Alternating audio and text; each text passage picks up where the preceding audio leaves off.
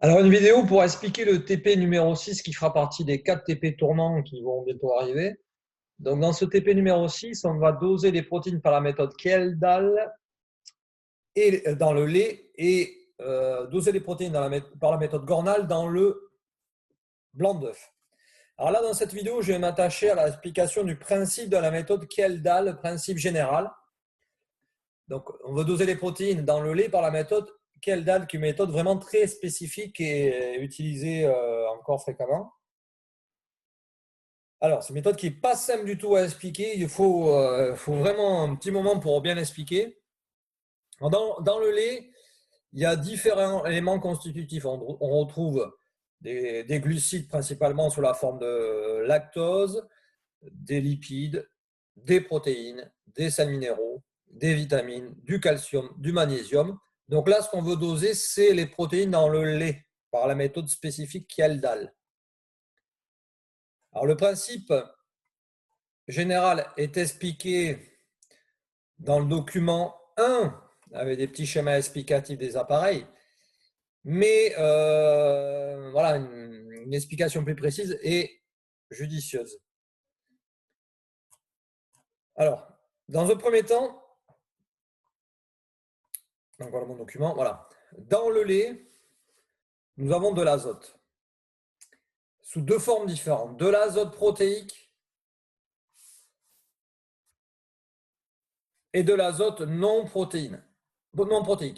D'accord? Et la somme des deux correspond à l'azote total. L'azote, c'est l'élément azote, l'élément N, hein, qui se trouve être dans des molécules de protéines. Alors, les protéines sont constituées par un assemblage d'acides aminés et dedans, il y a l'élément azote. Donc, l'élément azote contenu dans les protéines, c'est l'azote protéique. Et tout ce qui n'est pas protéine et qui contient de l'azote, c'est l'azote non protéique. La somme des deux correspondant à l'azote total. Par la méthode de Kjeldahl, on va faire une première analyse Kjeldahl pour déterminer la teneur en azote totale, que je vais appeler TN, qui va être en grammes par litre. Combien de grammes par litre d'azote total dans le lait? On va également déterminer la teneur en azote non protéique, en grammes par litre également. On va appeler T'N. Voilà. Pour avoir la teneur en azote totale, on met le lait, on applique la méthode Kjeldahl.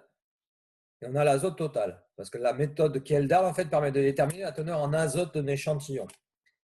Pour déterminer la teneur en azote non protéique, on élimine d'abord les protéines. En fait, on les fait précipiter, on les filtre, on les élimine.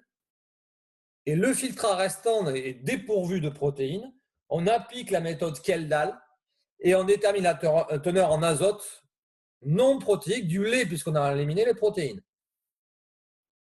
En fait, on ne peut pas directement avoir la teneur en azote protéique. On est obligé d'abord de faire la teneur en azote totale, la teneur en azote non protéique et la différence des deux, voilà, puisqu'il est relativement évident que la teneur en azote totale moins la teneur en azote non protéique, c'est la teneur en azote protéique.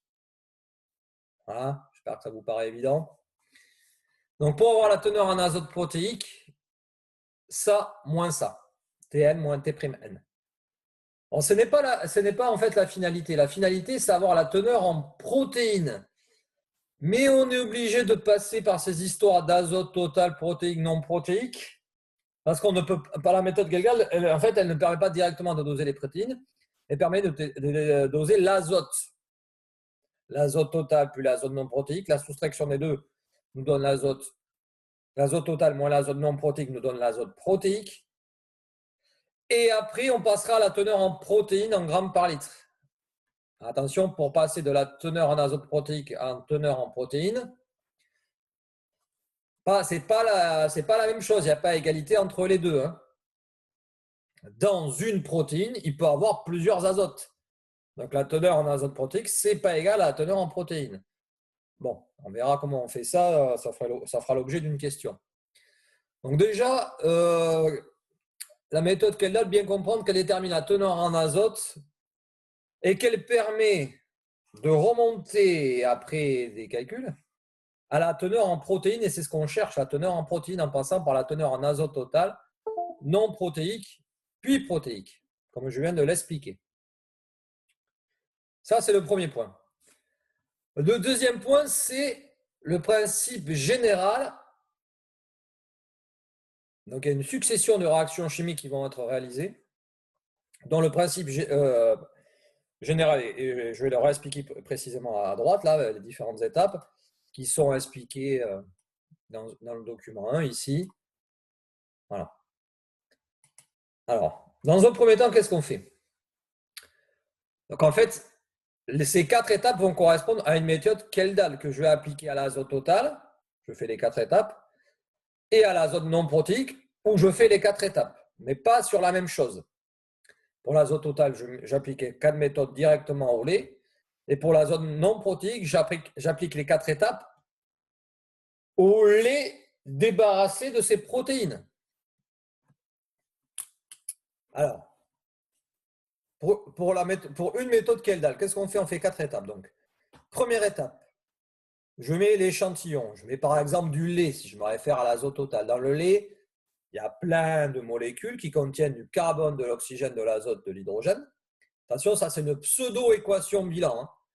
Ce n'est pas une équation bilan équilibrée.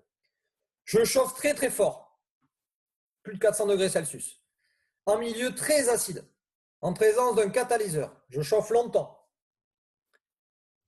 En fait, je chauffe tellement fort en milieu tellement acide qu'en fait que toutes les molécules vont se minéraliser. C'est l'étape de minéralisation, première étape, où toutes les molécules sont minéralisées en CO2, H2O et NH4+.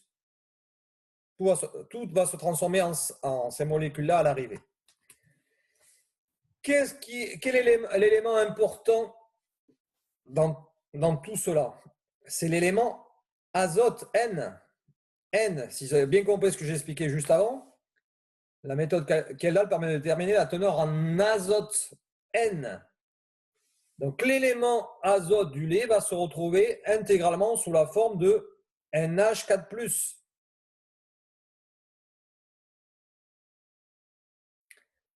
Deuxième étape.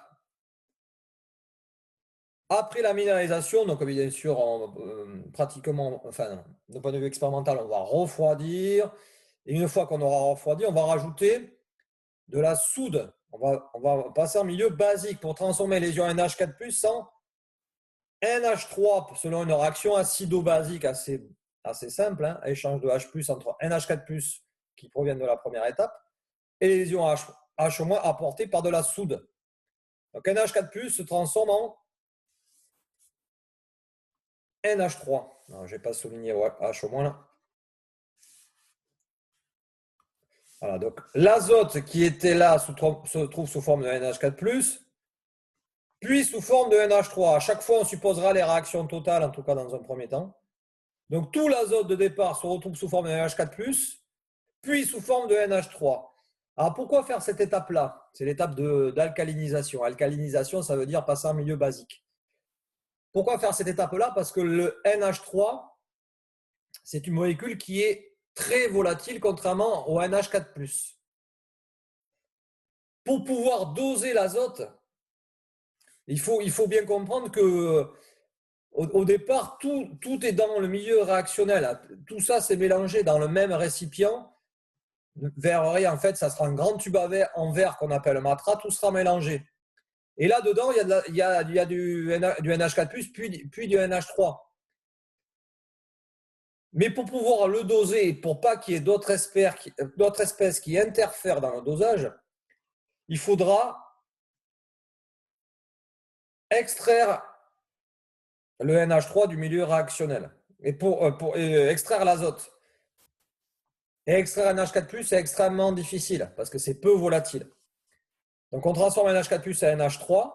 Et comme NH3 est très volatile, vous allez voir que par une technique assez simple, on va pouvoir l'extraire du milieu réactionnel de départ pour pouvoir le doser simplement sans avoir des interférences d'autres substances.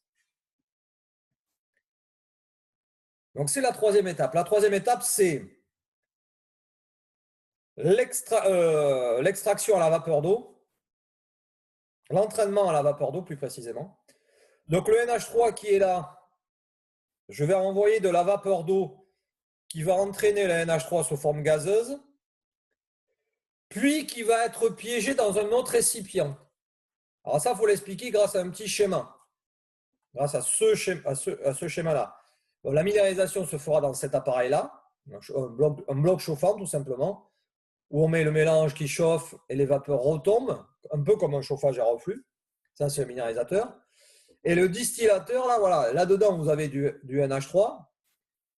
Vous envoyez de la vapeur d'eau, de l'eau gazeuse, hein, qui va entraîner uniquement le NH3 très volatile, qui va passer là. Ça, c'est un réfrigérant en haut, entrée d'eau par ce tuyau, sortie d'eau ici. Donc là, les vapeurs, elles passent là-dedans, elles sont refroidies, elles se condensent, et elles retombent dans un autre récipient. Donc le NH3 qui est là, je l'extrais du milieu réactionnel pour le récupérer dans un Erlenmeyer. Ça, c'est un matra, c'est ce que je vous expliquais tout à l'heure. Ça, c'est un matra. Ça, c'est un Erlenmeyer.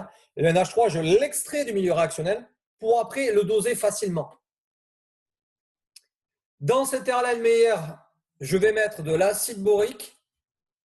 Et le NH3, quand il va couler ici, il va être piégé par l'acide borique. Le NH3, c'est basique et l'acide borique, c'est acide. Ce qui va permettre, selon l'équation Milan ici, piégeage dans l'acide borique, le NH3 réagit avec H3BO3. Il se retransforme en H4+, et il est piégé dans la solution. On l'extrait, puis on le piège. Il reste en solution, dissous en solution. Bon, il se forme également du H2BO3-. Et ce qui est important de noter, c'est qu'il se forme la même quantité 1 pour 1, une mole pour une mole, là, plus 1, 1, 1. La quatrième étape, c'est le dosage terminal. En fait, c'est pas vraiment le NH, enfin, c'est pas le NH4+ formé ici qu'on dose. C'est en fait le H2BO3- qui s'appelle les ions borates. L'acide borique se transforme en ion borate. Et cet ion borate, on le dose par des ions H3O+, vous verrez qu'ils proviennent de l'acide sulfurique. Alors, si je résume, au départ, j'ai du lait, j'ai de l'azote. C'est l'élément azote, il faut se concentrer sur l'élément azote. Je chauffe très très fort en milieu acide en présence d'un catalyseur. L'azote, tout l'azote se transforme en NH4+. Puis je rajoute une base. Le NH4+ se transforme en NH3 qui est volatile. Comme c'est volatile, je peux l'entraîner avec la vapeur d'eau, l'extraire du milieu de départ, le récupérer dans un autre récipient, puis le piéger avec de l'acide borique. Il se forme des ions borates que je dose par les ions H3O+ de l'acide sulfurique. Bon, c'est pas simple, hein, c'est pas simple du tout. Et vous allez voir, en remontant les équations, en fait, en partant de l'équivalence de la quatrième étape à l'équivalence, c'est un dosage à la quatrième étape, hein, à l'équivalence de dosage de la quatrième étape, les réactifs sont introduits dans les proportions stoichiométriques. Donc, le nombre de moles à l'équivalence versée de H3O+ est égal au nombre de moles de H2BO3- titré à l'équivalence. Comme le nombre de moles de H2BO3- est égal au nombre de moles de NH4+ formé ici, je peux remonter le nombre de moles de NH4+ formé ici. Et comme toutes les réactions sont totales, et que tous les nombres stoichiométriques sont égaux à 1, en fait, partout, je vais remonter à la quantité d'azote au départ dans le lait. Donc, je refais à l'équivalence ici, le nombre de moles de H3O+ versé à l'équivalence est égal au nombre de moles de H2BO3- titré. Ce nombre de moles de H2BO3- titré est égal, selon la stoichiométrie de la réaction, est égal au nombre de moles de NH4+ formé ici, qui est donc égal au nombre de moles de NH3 que j'avais ici, donc ici, donc ici, donc ici, ici, réaction totale, donc c'est ce qu'il y avait ici, c'est ce qu'il y avait ici, et donc c'est égal au nombre de moles d'azote de départ. Voilà comment je peux remonter à la quantité d'azote au départ dans l'échantillon, dans la prise d'essai. Bon, je pense que ça, de toute façon, ça, je vous l'explique en cours, mais je vous fais encore une fois cette vidéo pour que vous puissiez regarder tranquillement la vidéo plusieurs fois si vous le souhaitez. Voilà, calmement. Vous pouvez mettre sur pause pour éviter que ça défile trop vite. Voilà pour ce principe général de la méthode Kjeldahl.